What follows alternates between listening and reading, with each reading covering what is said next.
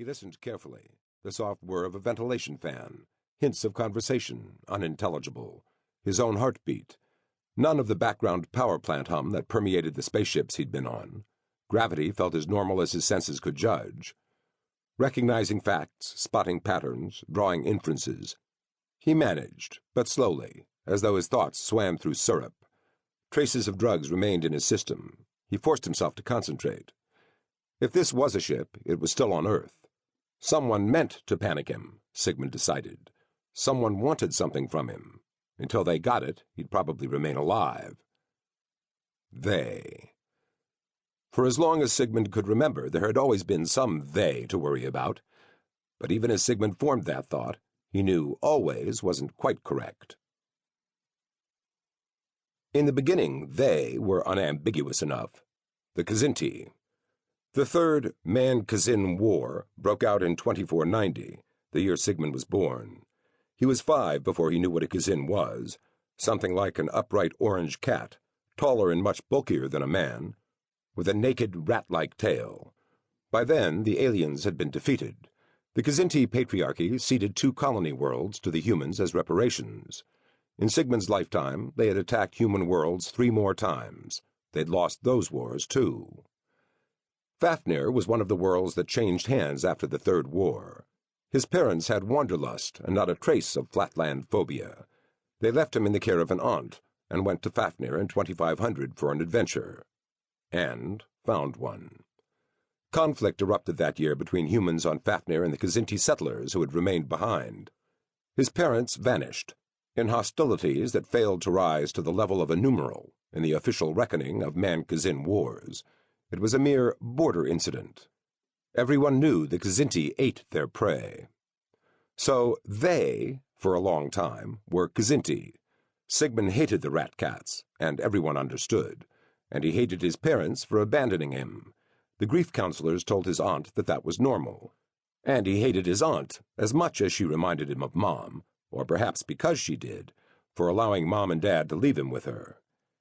The same year his parents disappeared, the Puppeteers emerged from behind the rim of human space. A species more unlike the Kzinti could not be imagined. Puppeteers looked like 2-headed, 3-legged wingless ostriches. The heads on their sinuous necks reminded him of sock puppets. The brain, Aunt Susan told him, hid under the thick mop of mane between the massive shoulders. So they came to include these other aliens, these harmless-seeming newcomers, because Sigmund didn't believe in coincidence. And then they came to include all aliens, because, really, how could anyone truly know otherwise? That was when Aunt Susan took him to a psychotherapist. Sigmund remembered the stunned look on her face after his first session.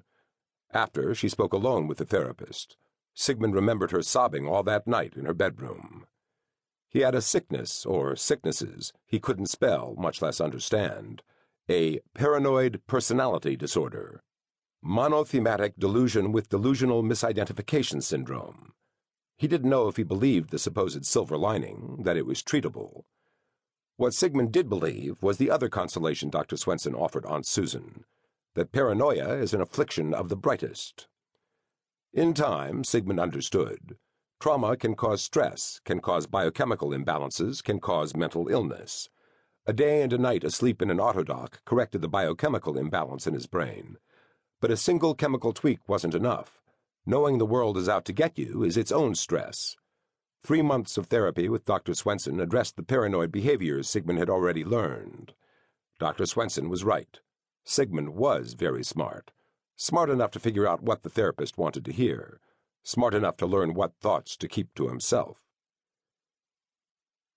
Trembling, Sigmund tried again to shake off the drugs. Reliving old horrors served no useful purpose, especially now. He needed to focus. Start with them. They weren't Kzinti. The room was too small. Kzinti would have gone crazy. They wanted something from him. How he responded might be the only control he had in this situation. Who might they be? Others might see in him only a middle-aged, mid-level financial analyst, a United Nations bureaucrat, a misanthrope dressed always in black, in a world where everyone else wore vibrant colors. Sigmund saw more. All those years ago, Dr. Swenson had been far more correct than he knew. Sigmund was more than bright. He was brilliant.